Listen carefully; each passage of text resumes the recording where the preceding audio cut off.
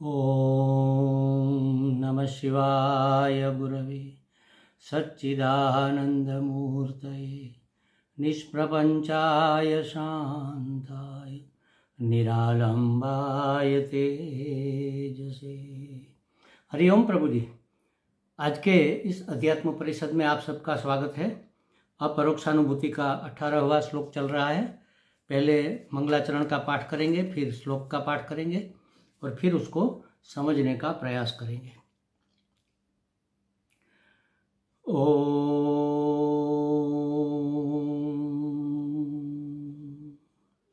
श्रीहरिं परमानंदं उपदेष्टारमीश्वरं व्यापकं सर्वलोकानां कारणं तं नमाम्यहम्।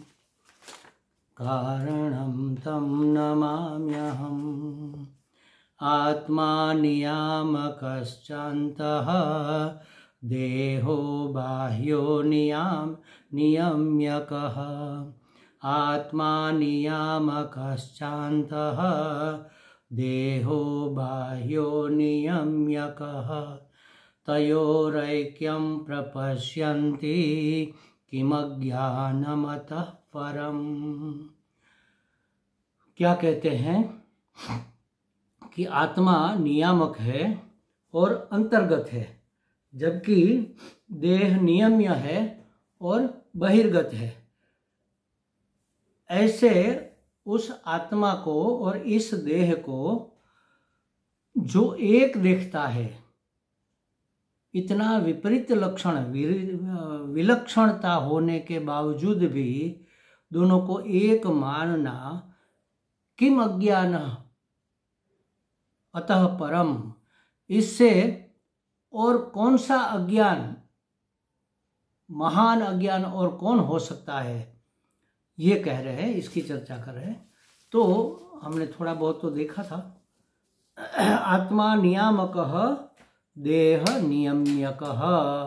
आत्मा नियामक है और देह नियम्यक है। नियामक है, नियंता है आत्मा, और देह नियम्य है। देखो, जब कोई नियामक होता है तब कोई दूसरा नियम्य जरूर होता है। अगर कोई नहीं है तो किसका नियामक बनेगा?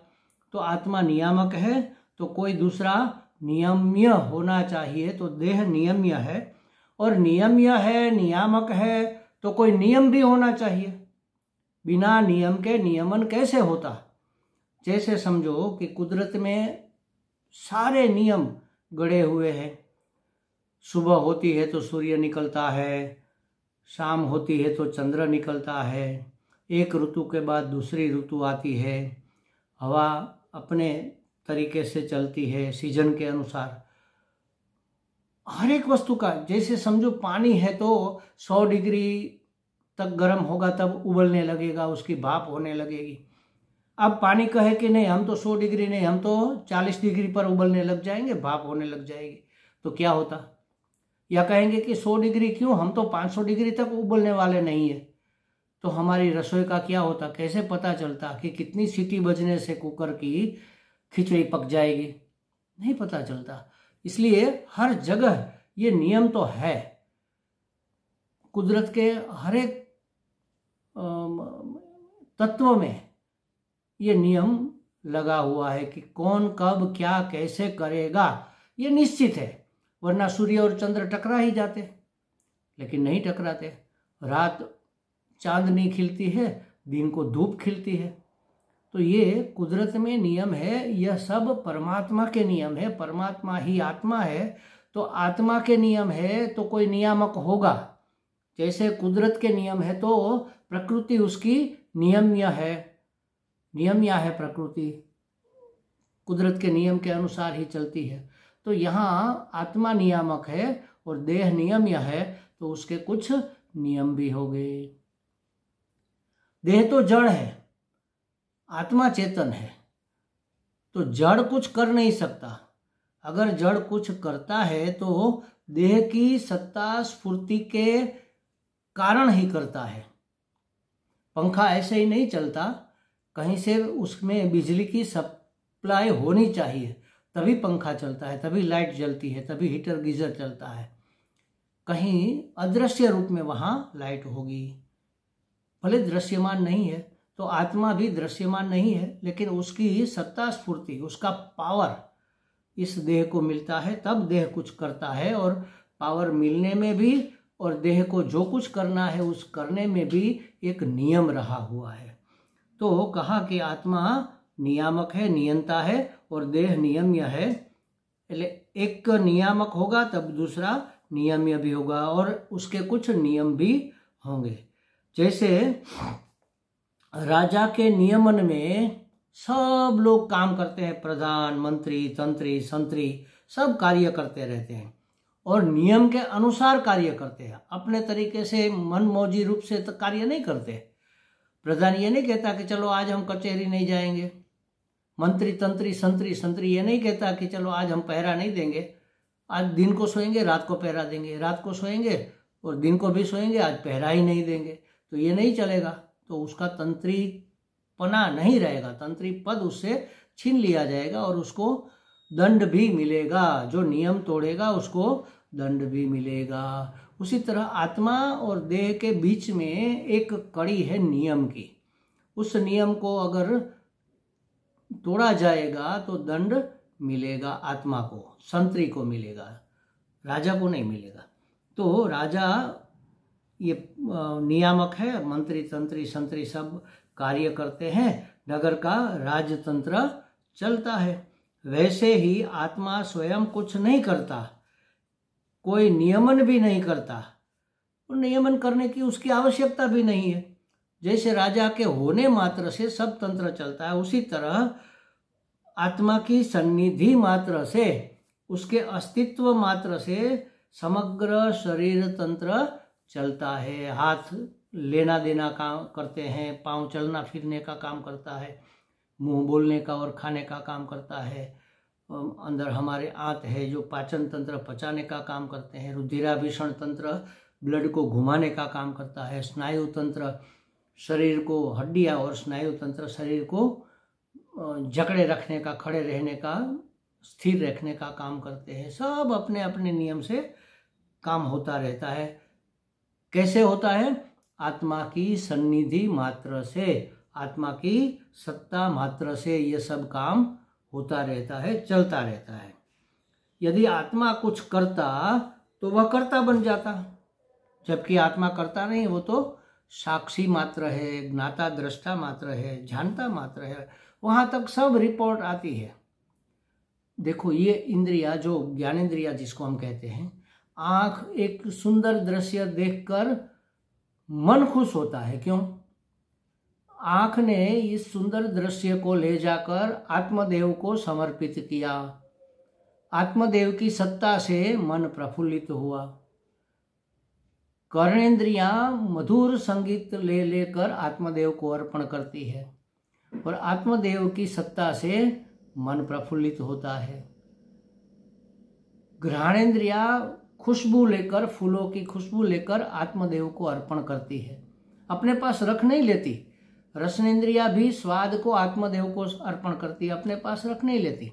अगर रख लेती तो जब हमने मीठा खाया है तो फिर खट्टा स्वाद नहीं देगा। जब हमने खट्टा खाया है और जीभ में अगर खट्टे का स्वाद रह गया तो फिर मीठा मीठा नहीं लगेगा, खारा खारा नहीं लगेगा।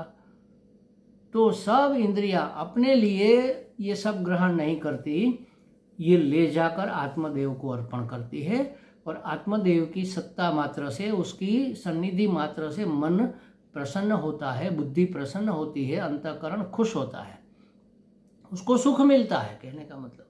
तो आत्मा की सन्निधि मात्र से ये सब पूरा तंत्र चलता रहता है। आत्मा अगर कुछ करता तो वह कर्ता हो जाता, वह तो साक्षी मात्र है।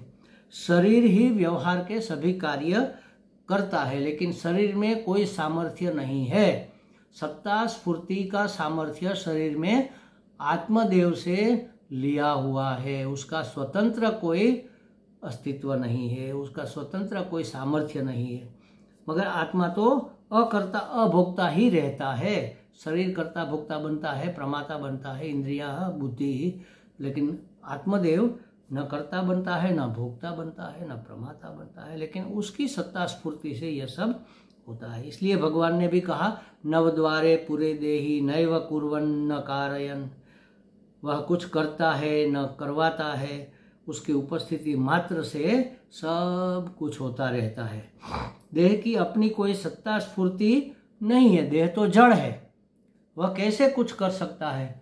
वो जो भी करता है आत्मा की सत्ता स्फूर्ति प्राप्त करके ही करता है, मगर आत्मा से उसे सत्ता स्फूर्ति मिलती है, इसलिए आत्मा को नियामक कहा। और आत्म तत्व तो निरुपाधिक तत्व है, निरुपाधिक आत्मा को समझाने के लिए नियामक कहा, वास्तव में वह नियामक भी नहीं है। अगर कुछ करना होता तो कभी न कभी तो वह थक जाता, नियम्य का नियमन करने से कभी न कभी तो परिश्रम होगा। जेलर को कहा जाए कि जेल के कैदियों को नियम में रखो, तो उसको ये इंस्पेक्शन करते रहना पड़ता है, उसके नीचे जो संतरी है उसको पूछते रहना पड़ता है, और पूरी जेल में लटार मारते रहना पड़ता है, तो कभी न कभी तो वो टायर होगा, थक जाएगा ना। तो आत्मा को नियामक भी कहना इसलिए है, उपाधि दी गई है, निरुपाधिक तत्व को आत्मा को समझाने के लिए उसको नियामक कहा गया है। समझाने के लिए माने वह कुछ करता नहीं है, इस बात को स्पष्ट करने के लिए, वह साक्षी मात्र है, इस वस्तु की स्पष्टता के लिए उसको नियामक कहा। और नियम में रहकर कार्य करने वाला जड़ देह को नियम्य कहा। दूसरी बात बताई यहाँ पर, आत्मा अंतः देह बाह्य, आत्मा अंतर्गत है, देह बाह्य है। आत्मा अंतर्गत है और देह बाह्य है, इसका अर्थ यह नहीं कि आत्मा अंदर मात्र है, बाहर नहीं है, ऐसा अर्थ इसका नहीं है। तो अंतः माने सर्वांतर्गतः, सर्व के अंतर गया हुआ माने रहा हुआ, सब के अंदर बाहर सब जगह है, बाहर भी है अंदर भी है। सब के अंदर है तो बाहर कैसे है? तो इसका मतलब ये हुआ, देखो जैसे मिट्टी में आत्मा है, आत्म तत्व, तो मिट्टी कहाँ पर है? आकाश में, वायु में समझ लो, तो वायु में भी आत्म तत्व है। वायु कहाँ है? आकाश में, तो आकाश में भी आत्म तत्व है। तो आकाश में भी है और मिट्टी में भी है, इसका मतलब क्या हुआ? अंदर भी है बाहर भी है, माने सर्व के अंदर प्रविष्ट किया हुआ आत्मा है। आत्मा अंतः देह बाह्य, और देह तो बाह्य है क्योंकि अत्यंत सूक्ष्म है आत्मा, और देह स्थूल है, दृश्य है। आत्मा सबके अंतर्गत रह सकता है, देह किसी के अंतर्गत नहीं रह सकता। ज़्यादा से ज़्यादा एक कुटिया के अंदर, एक कमरे के अंदर, एक वस्त्र के अंदर रह सकता है, लेकिन वस्त्र के साथ इस देह को देह माना जाता है। आत्मा पंचकोश से भी अंतर्गत है। हमारे 5 कोश माने गए हैं, आत्मा के आवरण माने गए हैं। आत्मा का हमें अनुभव नहीं हो रहा, आत्मा हमें क्यों अनुभव में नहीं आ रहा? उसकी सन्निधि मात्र से सब हो रहा है। तो आत्मा हमारे अंदर बाहर है तो हमें क्यों नहीं दिख रहा, या तो अनुभव में क्यों नहीं आ रहा? तो कहते हैं कि अनुभव आत्मा का ही हो रहा है, लेकिन ये 5 आवरण के कारण हम उसको पहचान नहीं सकते। ये स्थूल शरीर जिसको अन्नमय कोश कहते हैं, अन्न जल से बना हुआ अन्नमय कोश, तो शरीर में देहात्म बुद्धि, देह ही आत्मा है ऐसी बुद्धि हो जाने के कारण आत्मा को हम अलग से नहीं पहचान पा रहे हैं। इससे सूक्ष्म, देह से अन्नमय कोश से सूक्ष्म है प्राणमय कोश, माने कर्मेंद्रिया और प्राणवायु। तो प्राणमय कोश क्रियात्मक है, तो हमें लगता है हमारे हाथ काम कर रहे हैं, हमारे पांव चल रहे हैं, लेकिन उस हाथ को और उस पांव को सत्ता स्फूर्ति देने वाली परम चैतन्य सत्ता जो है, आत्म तत्व है, उसको हम नहीं जानते, क्योंकि प्राणमय कोश का आवरण लगा हुआ है। तो इस प्राण के कर्तृपन से आत्मा आवृत हो जाता है, कर्मेंद्रिया और प्राण से। उससे भी अंतर्गत माने सूक्ष्म, उससे भी सूक्ष्म है मनोमय कोश, जो हमारी लागणी, हमारी भावना को, हमारे इंटेंसिव को संभाल के रखता है, वहाँ जहाँ से वो प्रकट होती है। वृत्त्यात्मक भाव हमारे जो प्रकट होते हैं, तो भावना में बहकर हम आत्मा को पहचानने से रह जाते हैं। मनोमय कोश उससे भी अंतर्गत है, उससे भी सूक्ष्म है विज्ञानमय कोश। विज्ञान माने बुद्धि, बुद्धि का, तो बुद्धि के आवरण के पीछे भी उसको सत्ता स्फूर्ति देने वाला आत्मा पहचान में नहीं आ रहा। इससे भी अंतर्गत है आनंदमय कोश। आनंदमय कोश हम अपने स्वभावगत ही सब सुखी होना चाहते हैं, आनंदित होना चाहते हैं।